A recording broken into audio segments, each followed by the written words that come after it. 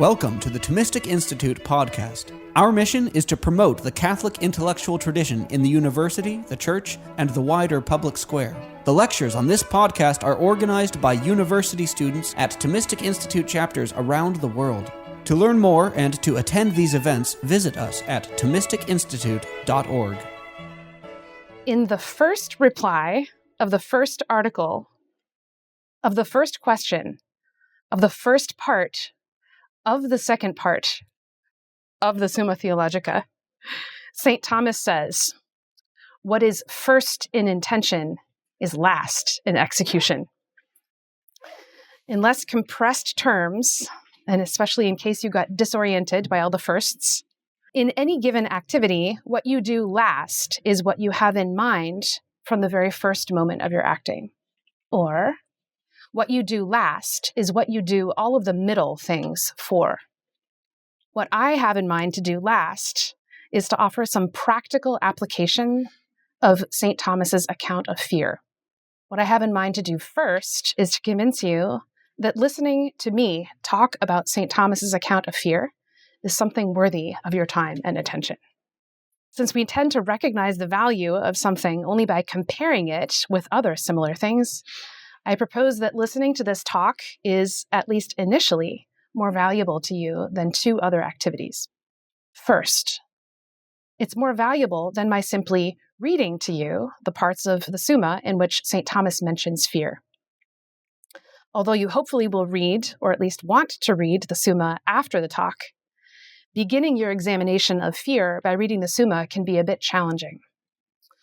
Since Thomas's comments about fear are presented in the framework designed for scholastic academic debate, the practical potential of his account is far from obvious to the casual reader. It's this practical potential of Thomas's account that I intend to highlight in this talk. So consider this your warning, that what I'll be proposing in this talk is Thomistic, but not straight up Thomas. That's to say, I'll be connecting a few dots that Thomas doesn't connect, although hopefully without omitting or adding anything that he wouldn't recognize as his own. A second activity in which you could engage, but that would still be less valuable than listening to this talk, is listening to any of the oodles of podcasts there are out there about fear, most of which, by the way, are modern presentations of Stoicism. Some among these oodles of podcasts are pretty good. But to my knowledge, none of those good podcasts have as robust an account of fear as St. Thomas does. By robust, I mean that St. Thomas's account tells us not only why fear exists and how it works, but also how we can identify fear gone wrong, and then also how we can work with fear. That is to say, how we can use fear for our good, rather than simply ignoring it, bullying it, or being bullied by it. Stoicism has many of these benefits, but definitely not the last one, which seems to me to be the most important and attractive benefit. So, with a view to presenting last this most attractive aspect of St. Thomas's account of fear, the talk will be divided into 4 parts, each of which will examine fear as though it was an unfamiliar gadget, like an assemble-it-yourself gift from IKEA. The first part will examine what fear works for, or what's the purpose of this gadget. The second part will examine how fear works, or what's the mechanism of the gadget. The third part will examine why fear sometimes works badly, or how do I troubleshoot when the gadget isn't doing what it's supposed to do. And the fourth and final part will examine how we can best work with fear, or how can we optimize our use of the gadget. Diving in. Part 1, what fear works for. One way to figure out what something is for is to observe what happens when the thing is absent. The peculiar way that things break when a particular piece is missing tells us something about what that piece was for. The way a blender malfunctions when a blade is missing is different from the way it malfunctions when the lid is missing. As for the gadget of fear, consider how you would function if you weren't afraid of anything at all. How much would you eat if you didn't fear what it would do to your physique or your energy? What would you tell your roommate about her outfit if you weren't afraid of hurting her or being hurt by her? How much would you pay for a Starbucks drink or college tuition if you weren't afraid of breaking the law? An honest answer to any of these questions runs something like this. If you're not afraid of anything, then anything goes. Anything goes because to be without fear is to be without love. Without fear, you don't care how things go or whether they go at all. So it seems that the purpose, or at least one of the purposes of fear, is to protect what we love. What happens, though, when we love different things, or when those loves seem to compete? What's the work of fear when our fears, in addition to our loves, seem to compete? Rather than forcing you to conduct yet another imaginative experiment on yourself, I propose that we ask Dolly Madison to demonstrate for us the work of fear in a situation when our fears compete. The context of Dolly's demonstration is this. In the summer of 1814, when the British were approaching the White House intent upon setting it on fire, First Lady Dolly Madison refused to leave until she was certain that the portrait of George Washington would be safe from falling into the hands of the British. She loved her life and she feared to lose it, but she loved the Republic even more, and thus feared its downfall even more than she feared losing her own life. Dolly's fear, or perhaps her fears, brought about two significant achievements. First, her fear of death inclined her to run from the flames and thus protect her life. And her fear of losing the Republic inclined her not to run from the flames, thus protecting the portrait from falling into the hands of the British. I'm counting this as one achievement since each fear was doing the same thing. Dolly had two separate fears, each protecting its own separate love. The second achievement of Dolly's fear is a little bit more complex. Dolly's fear of losing the Republic served a regulating role over her fear of death. We might say that her primary fear protected her primary love from being threatened by her secondary love. Dolly's demonstration shows us that the purpose of fear is not only to protect and promote our enjoyment of what we love, but to protect and promote our enjoyment of what we love most, even if it means sacrificing our enjoyment of our second-place loves. Fear, in other words, is a kind of vigilance concerning the order of our loves. Fear isn't vigilant in the sense of standing outside the order of our loves and telling us whether we're loving rightly. It stands within the order, rather, to preserve it where preservation seems most needed. This is to say, our fears don't tell us what we ought to love, primarily and secondarily, but rather only what we do love, primarily and secondarily. If you're curious about the order of your loves, and thus the order of your fears, I tentatively propose to you 3 tests. My proposal is tentative since Thomas mentions none of these, and since all of them sound like slumber party games. With that very big caveat, test number 1. Hire someone to ask you first, what do you want? And then to ask you, with each answer you give, why do you want that? Why do you want that? Your primary love will be the last answer that you give just before you fall asleep or punch the person who won't stop asking you questions. And if you are insightful and honest, by the way, your ultimate answer, will end up either being self or God. Test number 1 shows us that our primary love is what we love everything else for. Test number 2. Make a list of all the things you love, and then pit your loves against each other one by one. If you don't know how to do this, ask any 7th grade girl. She'll reply, would you rather have blemishes your whole life or bad breath every weekend?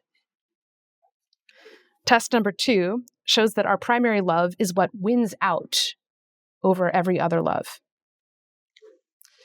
Test number 3 is a variation on this would you rather game. Here, rather than figuring out what loves you would be willing to sacrifice, you figure out what love you would be content with if that was all you had. At slumber parties, it usually takes the form of, if you were on a desert island and you could only take one thing, ... Test number 3 shows that your primary love is that in whose presence you are most content. Part 2, how fear works, or the mechanism of fear. In the first part, we saw that the primary work of fear is to protect our loves and the order of our loves. It does this by inclining us away from what threatens those loves. In this part, we'll consider how fear does this. What's the mechanism by means of which we are inclined to avoid what threatens our loves? Let's leave Dolly standing outside the White House and turn our attention to Phoebe, a young girl whose name happens to be one letter off from the word fear in Greek, and who has been told by her parents that it's her chore to pick the peaches in the family orchard.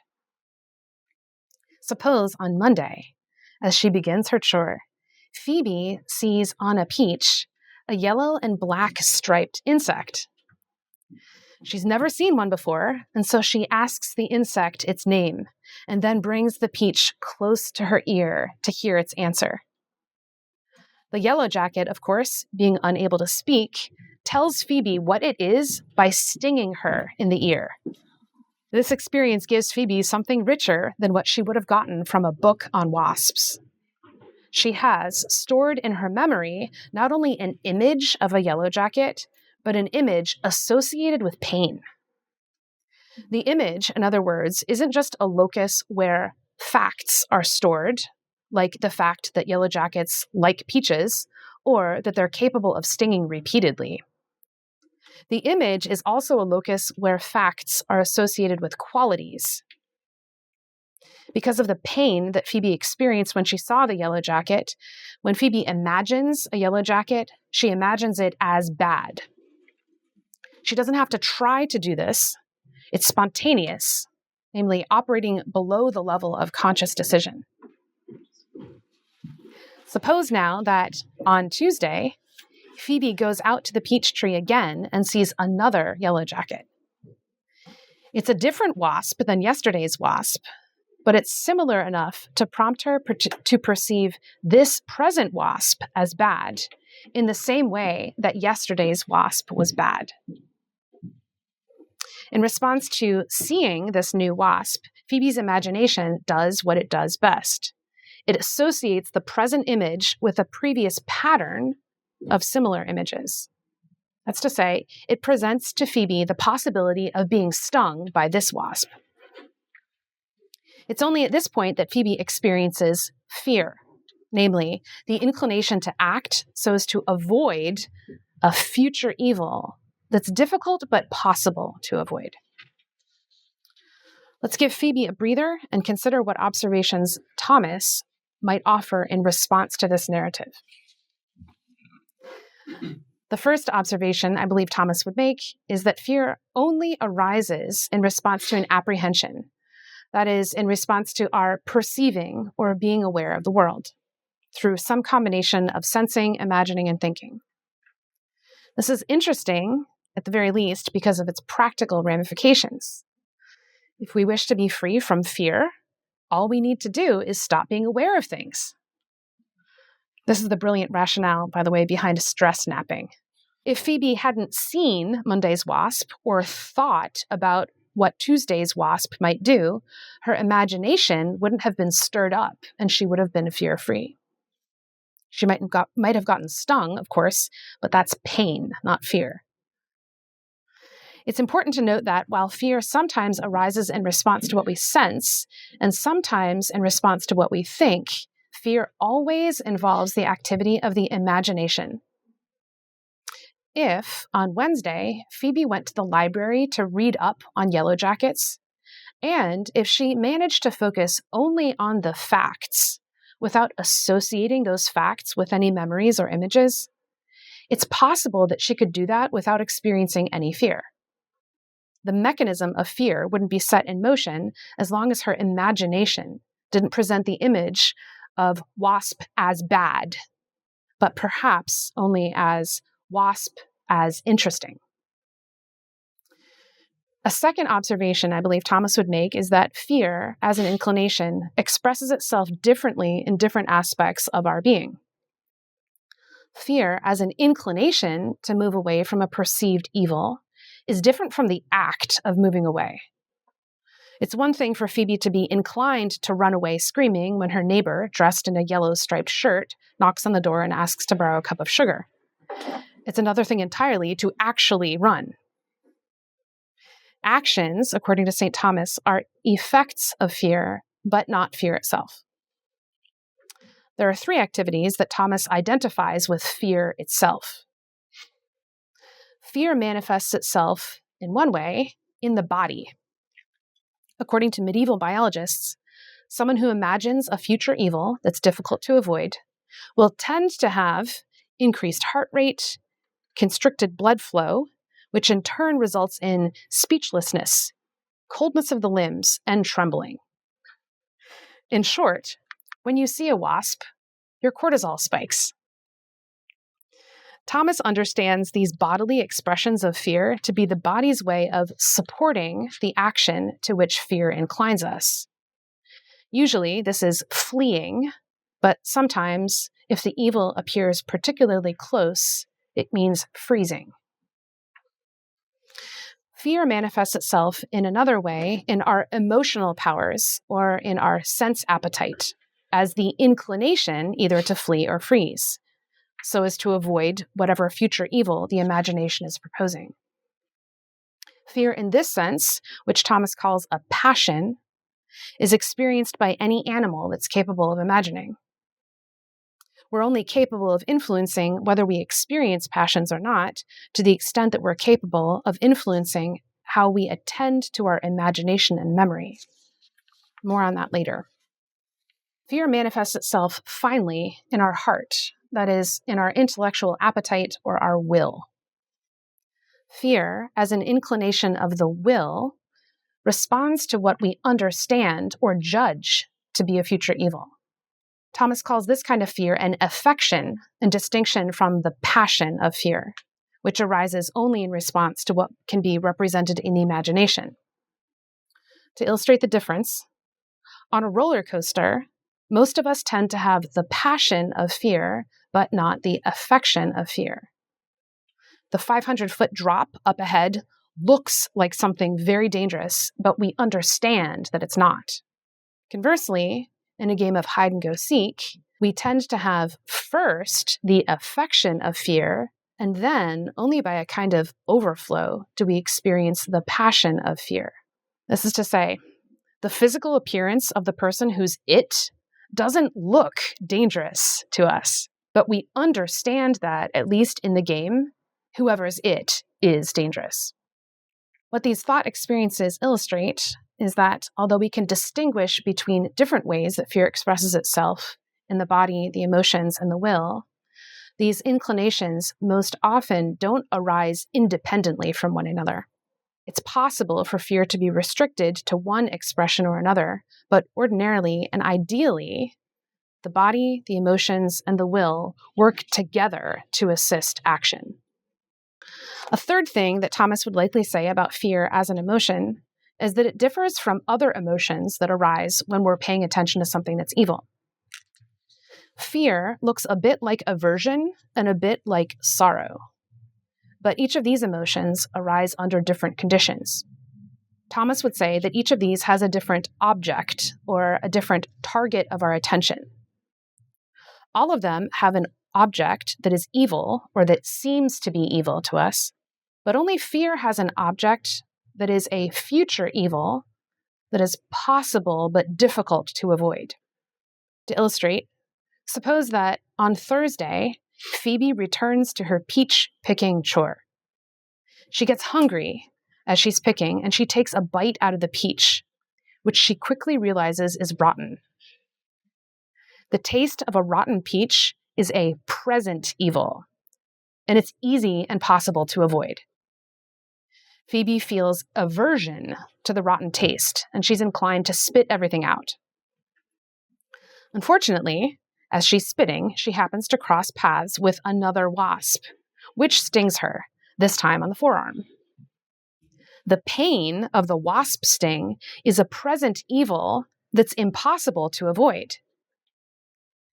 Even if Phoebe initially tries to escape the present pain, say by distracting herself or jumping up and down, as soon as she realizes that the pain can't be escaped, she'll experience sorrow, namely the inclination to rest with the pain. St. Thomas quotes Aristotle on multiple occasions saying that the man who is on the scaffold has no fear, but only sorrow, since he knows he is going to die. As long as he has no hope of being saved, he won't be afraid, but only sad. So, in summary, in response to a present evil that's easy and possible to avoid, we experience aversion. In response to a present evil that's impossible to avoid, we experience sorrow. And in response to a future evil that's difficult but possible to avoid, we experience fear. In addition to distinguishing fear from aversion and sorrow, Thomas also distinguishes among various kinds or species of fear. Of the 6 species he identifies and describes, 3 are particularly interesting. One kind of fear is laziness. Thomas identifies laziness as the fear of the labor that's required for some task. This is interesting because we usually think of laziness as a lack of desire rather than as a fear. But fearing something and not desiring it are different. Thomas is saying that if Phoebe is inclined out of laziness not to do her chores, it's not that she doesn't want to pick peaches, but that she fears the labor of picking. Another kind of fear that Thomas identifies is shame. Shame is fear of the reputation that one will have because of something that one has done. Note how many temporal aspects are involved with shame. Phoebe experiences now fear of the future pain of a bad reputation that will come from her past act of eating peaches when she should have been picking them. Shame is interesting not only for its ability to touch the past, the present, and the future, but also because of the peculiar way that we try to flee from this bad reputation, namely by hiding. To invert Joe Lewis's phrase, when it comes to our reputation, you can't run, but you can hide. The final kind of fear that Thomas identifies, whose account I find particularly interesting, is anxiety. Anxiety, according to Thomas, is fear of something whose particular features we don't imagine. The object of anxiety isn't anything definite, but just something bad. So, while Phoebe has fear of getting stung by a wasp, she has anxiety about all the other unknown bad things that might happen in the orchard. Thomas doesn't tell us why some of us seem more prone to anxiety than others, but he does tell us that anxiety is disordered. We'll turn now to his account of disordered fear. Part 3. Troubleshooting what happens when fear works badly. I'll begin this part with Thomas's account of what it means for a fear to work badly or to be disordered, and then I'll offer a summary of how fears can become disordered. In gadget terms, we'll consider how to verify that your gadget is malfunctioning, and then how to identify what you did to break the thing.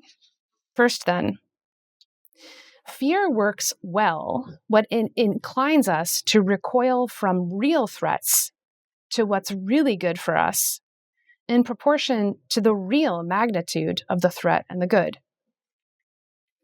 Fear works badly if it doesn't support our good judgments about what's real.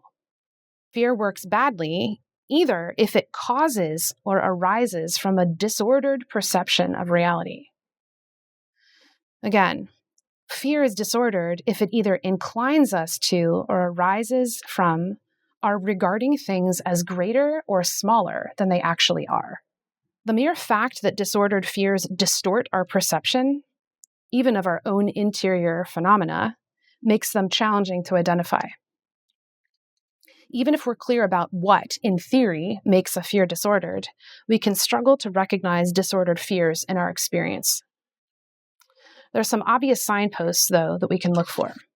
One sign that a fear is disordered or working badly is that it inclines us to do what is obviously bad. If Phoebe's fear of the labor involved in picking peaches inclines her to eat 3 pints of Ben & Jerry's peach cobbler ice cream, she can be confident that her fear is disordered. A disordered fear, incidentally, always reflects a disordered love. And the particular disorder here is Phoebe's elevating her momentary psychological comfort, which is a lesser good, above her long-term psychological freedom and agency, which is a much greater good. Another sign that a fear is disordered is that it inclines us not to do obviously greater acts than whatever the fear is inclining us to do. Suppose Phoebe's fear of yellow jackets not only inclines her to run away from nearby wasps, which would be reasonable, but also not to speak to her neighbor in the yellow and black shirt when she comes asking for a cup of sugar. Even if Phoebe didn't act on this unreasonable fear, it's still disordered, since it opposes rather than supports her rational judgment about what's good. A third sign that a fear is disordered is that it arises before we've had an opportunity to understand the situation clearly and judge what we should do. Fear that arises before or independently from our judgment is called an antecedent fear. Antecedent fears are disordered because they hinder our ability to understand and judge the situation as it is. And it does this by riveting our attention exclusively on one aspect of what we're perceiving. Phoebe's ability to decide whether to do her math homework in the kitchen or in the dining room will be hindered if she sees a wasp in the kitchen. Her reason, which is being pushed aside by her fear, might propose to her that perhaps there's a wasp in the dining room as well. Fear that arises after or in response to our judgments is called consequent fear. Ordinarily, consequent fear comes after a judgment, but what's most important is that the fear is causally dependent on previous similar judgments. Suppose, for example, that everyone in Phoebe's family has a peanut allergy. Phoebe has been told from an early age that she will feel very sick if she eats peanuts, or even if she sits next to someone who is eating peanuts. Her parents' reason, and not Phoebe's direct experience, is what forges in Phoebe's imagination the association between peanuts and feeling sick. Suppose that on the rare occasion when Phoebe catches a whiff of peanuts, she thinks to herself, "Those are bad." Suppose Phoebe and her family move to a town where peanut allergies are rare and goes to a school where peanut butter is no longer banned. On her first day, when Phoebe enters the cafeteria, she finds herself surrounded by peanut butter sandwiches. In response to the smell, her fear immediately inclines her to run. Note that, although her fear comes temporarily before she's able to make any judgments, like, "This is peanut butter is bad for me, I should run," her fear is still causally dependent upon judgments just like this in the past. This is ordered fear, because it inclines her to act in a way that is for her greatest good, as she and her parents have judged it to be, and not merely as things appear to her in the moment. It's an accomplishment to be able to identify disordered fears, but our ability to do anything more than avoiding acting on these fears requires that we also identify how disordered fears become disordered. What's the mechanism, as it were, by which our fears become disordered? Thomas's answer, which is effectively St. Augustine's answer, is something like this. Our fears and our desires become distorted because our perception is distorted. And our perception becomes distorted because our fears and our desires are distorted. In his philosophical account of fear, Thomas is silent about whether the chicken or the egg came first. He sticks to the observation that there is just this positive feedback cycle between perception and emotion. We will stick to that as well. I'll mention, however, the two moments in the cycle. In one moment of this positive feedback cycle, we fail to perceive something fully. That's to say, we either reduce something to one of its parts, or we fail to see something as a part of a bigger whole. When Phoebe perceives the 3 pints of Ben & Jerry's, she perceives only its taste and not its sugar content. Or perhaps she perceives its taste and sugar content, but doesn't perceive the fact that the 3 pints were being reserved for the whole family. In both of these cases, namely of reducing the ice cream to one of its parts and of failing to see the ice cream as a part of a bigger whole, the distorted perception is initiated by the emotional part of us, namely the sense appetite. Recall that the sense appetite responds only to sensory particulars, namely whatever can be represented in an image. The sense appetite can and will respond to whatever is being imagined right now, since it lacks the ability to see the present good in an abstract hierarchy. It responds to whatever good or evil is currently being imagined as though it were the only good or evil that ever existed. Eat the ice cream or you'll starve. The distorted perception can either be confirmed or corrected by the will, namely that part of us that can be attracted to things as they are in an abstract hierarchy. It's the will that can either redirect Phoebe's attention to see the ice cream in all of its aspects or not, and then also to see it in the context of a bigger whole or not. The second moment of this feedback cycle is habituation. The less frequently that the will doesn't intervene to correct the distorted perceptions, and the more that we act on what we're inclined to do because of our distorted perceptions, the more indelible those distorted perceptions become. What to do? Part 4, how to use fear well. In this final part of the talk, which, as you know, was first in intention, I'll shift out of expository mode and into an overtly practical one. Given what we know about fear, and particularly about how fear comes to work badly, how can we work with fear? What can we do to increase our ordered fears and to decrease the disorder, or at least not to increase it? Let me note at the outset an obviously bad answer to these questions. You can't just will directly to have ordered fears. When St. Thomas's sister, who apparently never read anything that Thomas wrote, asked St. Thomas what she needed to do in order to become holy, Thomas replied, "Desire it." Thomas wasn't saying that we can just will ourselves to be holy. He was saying that we won't become holy unless we first wish to be holy. This seems to me to be an obviously good answer to the question, how can we work well with fear? We begin by wishing that we were better than we are. This wish hopefully will express itself by our willing to do practical steps. So if you wish to work well with fear, here are 3 practical steps that you can will to take. First, notice your fear. What I mean by noticing is the kind of attending that is more like a floodlight than a spotlight. When you decide to move into noticing mode, you don't look for anything in particular. You just allow yourself to see whatever enters into view. When we notice fear, we don't interrogate the fear, but we allow ourselves to feel and to see whatever comes up. This might mean noticing the bodily expressions of fear, the images or memories that arise with those bodily expressions, or even what we're inclined to do in response to those images. The value of noticing our fear is twofold.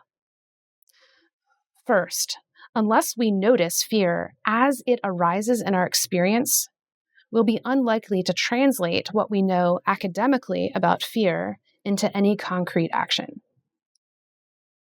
Second, if we do open ourselves up to noticing our fears, we'll end up noticing also our loves, as well as the particular ways that we might have fallen into distorted perceptions. Here are a few hints on what not to do if you wish to have an easier time noticing. First, don't ignore the fears that you wish would go away. Fake it till you make it doesn't work with the emotions. A disordered fear will only go away by being reordered and integrated into our action. Second, don't focus your attention merely on eliminating the undesirable symptoms of fear. I'm not saying that we shouldn't ever seek to reduce the symptoms of fear. Sometimes we do need to reduce the symptoms of fear as a means of getting into a position where we can notice the fear and then respond to it. We can drink wine, for example, in order to drive out the bodily expressions of fear. Just long enough, however, so that we can see what the fear is really about. Drinking wine, however, and this is Thomas's suggestion, not mine, won't work as a long-term solution, since it only drives out the bodily expression of fear and not its cause.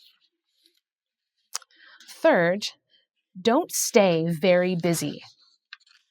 There's a very curious phenomenon where we can experience fear, but we aren't aware of experiencing it because we're keeping busy, focusing our attention on something else. We can come to be busy for very different reasons. Sometimes we deliberately make ourselves busy in order to remain numb. Most of the time, we become busy simply because we didn't do anything to resist. So, resist. The second practical step you can take if you wish to work well with fear is to focus your attention on what's good.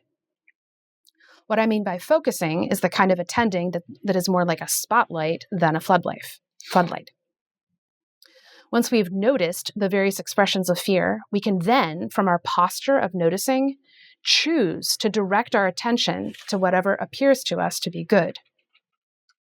The act of choosing to focus on what's good is different from reflexively focusing on what's good or evil just because it jumps into view. As regards the reordering of our disordered fears, the value of focusing on what's good is also twofold. First, as long as we're focusing on what's good, we won't experience fear. This will be impossible, in fact, since fear only arises from focusing on future evils. Getting a break from the experience of fear is helpful for the process of reordering our fears, since it's either hard or impossible to reflect on the thing that you're currently experiencing. Second, choosing to focus on what's good helps to habituate us away from chronically attending to what's evil. Although I hope it's obvious why chronically attending to what's evil is bad, just consider this. The 5 fearful mysteries of the Most Holy Rosary has never been a thing. Focusing on future evils makes us fearful, and that's not fun. Here are a few things not to do if you wish to have an easier time focusing on what's good. First, don't allow just anything to capture your attention. What occupies your imagination is important. It's necessary very often to stop permitting your attention to be filled with the things that you didn't put there. Very practically, fast from the news, or rather, fast from any information that doesn't require from you a concrete response, like bringing an umbrella or changing your vote. Don't listen to music or to anything reflexively. Listen only when you're aware of the reason why you're listening and when that reason seems good to you. Second, don't use fear as your primary motivation. Even if we don't like the feeling of fear, we can actually come to seek it out because we like its practical effects on us. We like getting things done, and it's easier for us to be driven by fear than drawn by love. It's easier, but not better. The problem with being primarily motivated by fear is that it never ends in rest. We get used to running away, and we forget what it's like to reach the thing that we're running toward. The third practical step to take if you wish to work well with fear is to act upon your good desires and your good fears. Although our psychological freedom requires that we be able to notice our fears and choose where to place our attention, the full exercise of our freedom is expressed only in our acting on the good on which we've focused our attention. What I mean by acting on the good is deciding, choosing to do what our reasonable inclinations incline us to do. The opposite of deciding to act isn't just not acting, but not deciding. To put it otherwise, once we're experiencing fear, we should either choose to follow the inclination, choose to resist the inclination, or choose to do nothing. The important thing is to choose. We can and should consciously direct our inclinations, whatever they are, even if it's easier to be driven by them. The question here isn't simply which way to go, but who's driving. I'll offer just one hint on what not to do if you wish to be able to act on your good inclinations more easily. Don't act on your disordered inclinations. This will sound obnoxious to you if you've made not acting on disordered inclinations your ultimate goal. For Thomas, however, not acting bad isn't an ultimate goal. It's an initial step.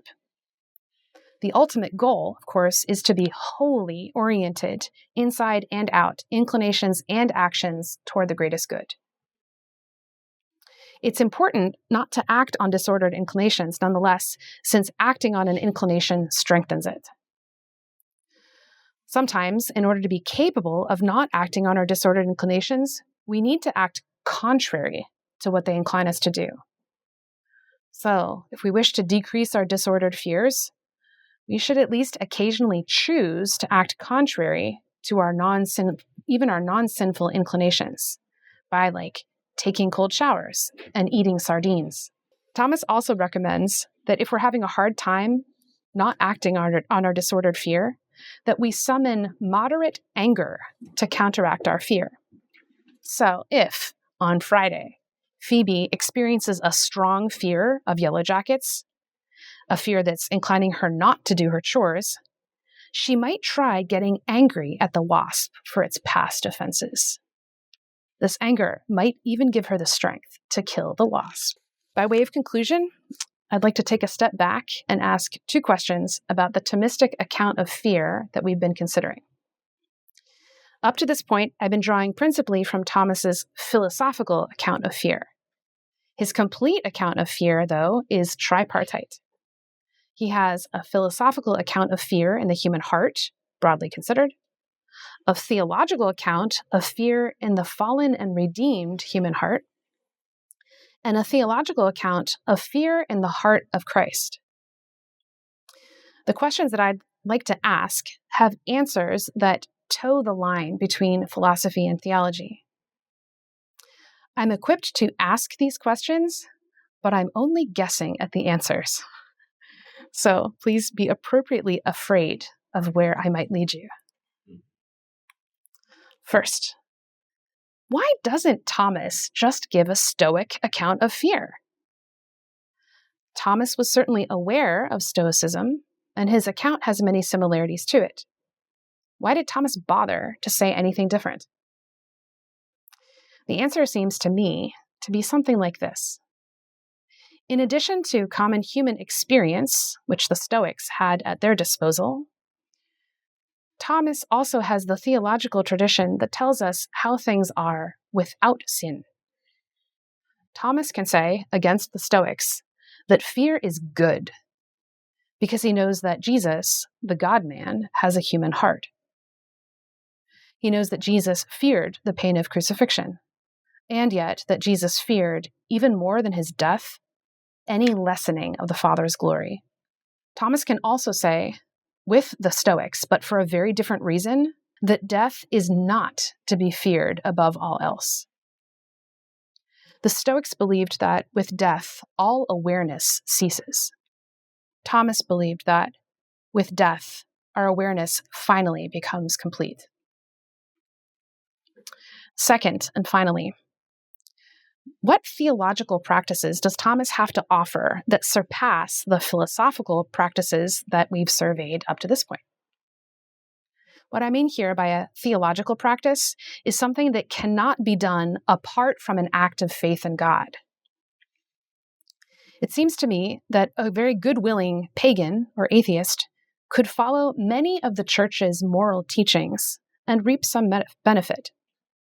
But this would not require an act of faith. A good-willing atheist could also imitate some of Christ's external actions and reap some benefit. But neither would this require an act of faith. The practice that a good-willing atheist could not do, and that I wish that he, as well as all of us, would do, is surrender to the action of the Holy Spirit. To surrender is to consent to have the Holy Spirit move us by moving in our heart. That is to say, to be in our heart even more intimately than images are in our imagination and judgments are in our minds. When we surrender in this way, we open ourselves up to receiving what Thomas calls the gift of fear. Whereas in ordinary human action, it is we who direct our gaze toward what we regard as good, and it is we who love that good. In the case of the gift of fear, it's the Holy Spirit who fixes our gaze upon that greatest good. And it is the Holy Spirit who loves that greatest good within us, infinitely more than we are able. Thanks for listening to this lecture on the Thomistic Institute podcast. The generosity of people like you makes this podcast possible. If you enjoy these talks, please consider showing your support at www.thomisticinstitute.org/donate. Your donation of even $1 helps us reach more college students and many others with the powerful truths of the faith, and it ensures that we can keep publishing top-notch lectures on this podcast. Thanks a lot.